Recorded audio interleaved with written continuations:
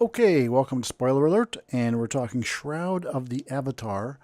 And I wanted to show you this posting first. This is a posting that was put up by the senior community manager, Barrick, from Portalarium, who is the creator of Shroud of the Avatar.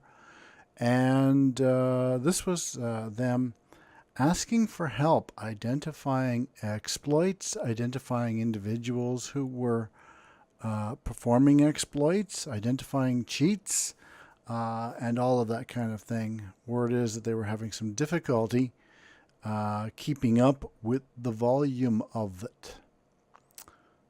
And here's why. So here is the actual code for Shroud of the Avatar. Now I'm going to show you how to do this. What you would do, I'm using dnspy, which is a C# decompiler. So Shroud of the Avatar is built on the Unity platform. And the Unity platform, you do code in C#. Now C# is not a typical language. A typical language will compile down to an object code, which is very difficult to decompile. Not impossible, but difficult. However, C# is not that way. C# is an intermediary. It compiles down to an intermediary language, which can be decompiled back to the original code very easy. So that's what dnspy does. dnspy looks at that IL, that intermediary language, which really looks like a lot of numbers and some general code, and decompiles it back to its original C# code, which we can then read. It can then allow you to modify the code, the decompiled code, and then recompile it back into the assembly it came from. So you can actually modify the code on your local machine. Okay. So how would you do that? Well, in this particular program, dnspy, you would do File, Open, and in this case, the code is stored in the, let me see if I can show it better. Do I have another better example? No. So it would be program files, and I don't want to show my whole folder structure, but program files 86. Then you would go to the Portalarium folder. In the Portalarium folder, you're going to find Shroud of the Avatar. Then you're going to click through to Shroud of the Avatar launch data. Then you're going to click through to Managed, and that is where you will find assembly-c#.dll, and it will look like this. And this is all of the code that runs Shroud of the Avatar. So one of the things we'll look at here, let's see, is, let's go down here to crafting. So this is portalarium.soda.common.crafting. This is we refer to this naming structure as a namespace. Now I don't want to get into a whole programming lesson, but yeah, these are all namespaces. If I pop that guy open, I should find, on my click, where is it? I think it's here. Nope. I gotta find the exact routine I was looking at. Nope.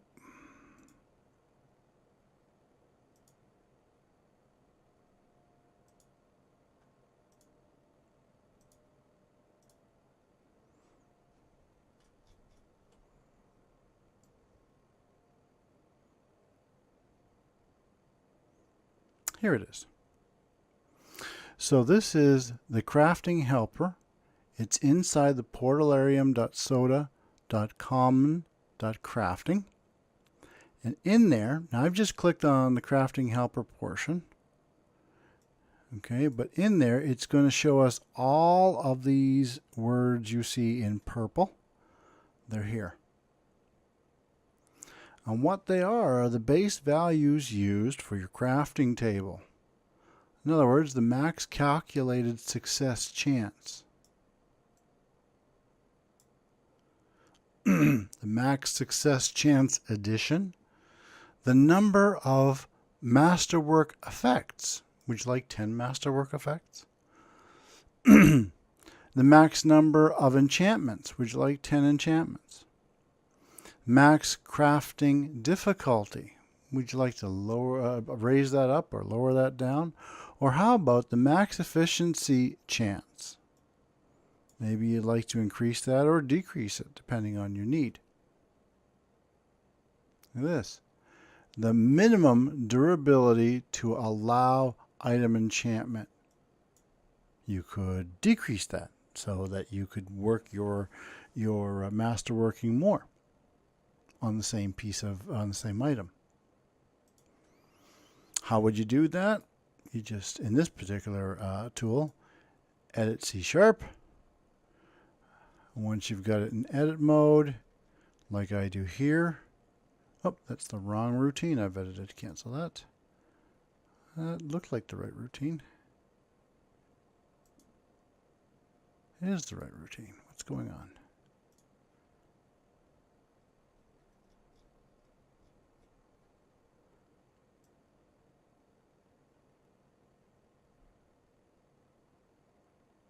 There it is. And here I could say, I want to allow 15. And I want 15 enchantments. There we go. And I could compile that and save it. So that is one area you could fool around with. There are other areas. I think I have another video showing how to how to load your bag up with a million of everything. I think that was...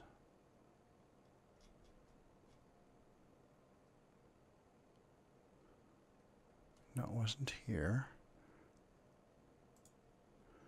It was down here. Loot. Boom. Was it loot or bag? It wasn't loot.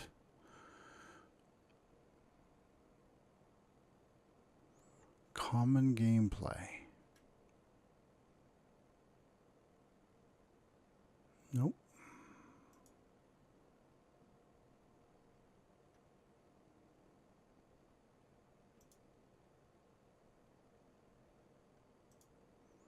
Bag bridge.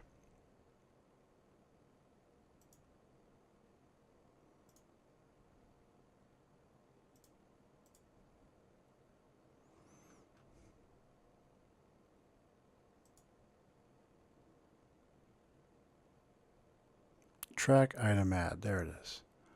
So here in the track item add, this is the routine that's used by the system to fill the bag. And the bag gets filled when you open it. It's a real Schrodinger's cat. The bag is empty until you actually open it, and then you find out if it's really empty. So when you open the bag, it gets populated.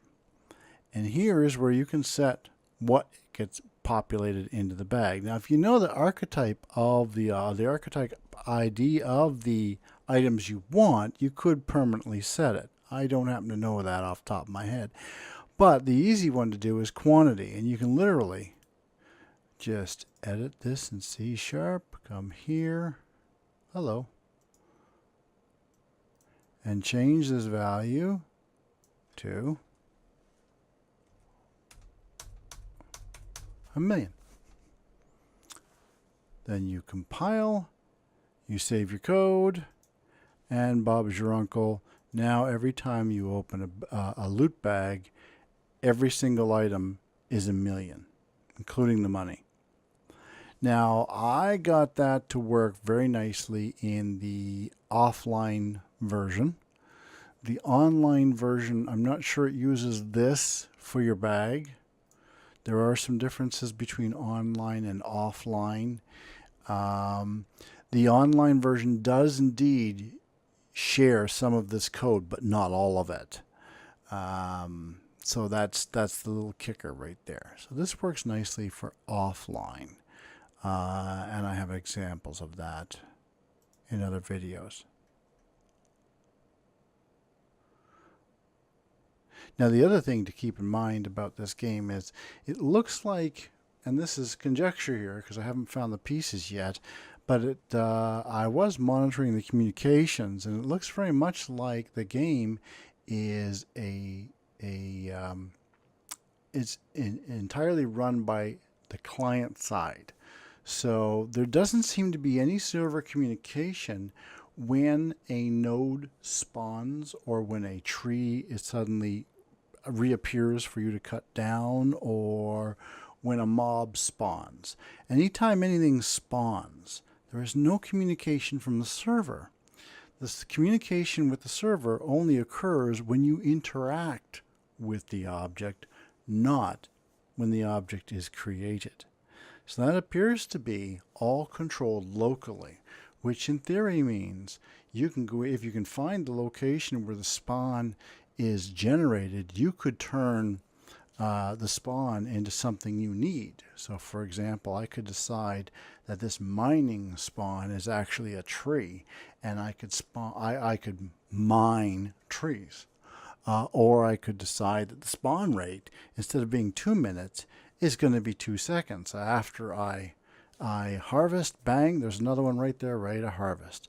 I don't have to move. And then I could macro that instead of running around. And because they're not looking for or expecting folks to be AFK botting mining, which generally requires you to walk around, they're not going to be looking for that. So there's your quick lesson in how to hack Portalarium code for Shroud of the Avatar.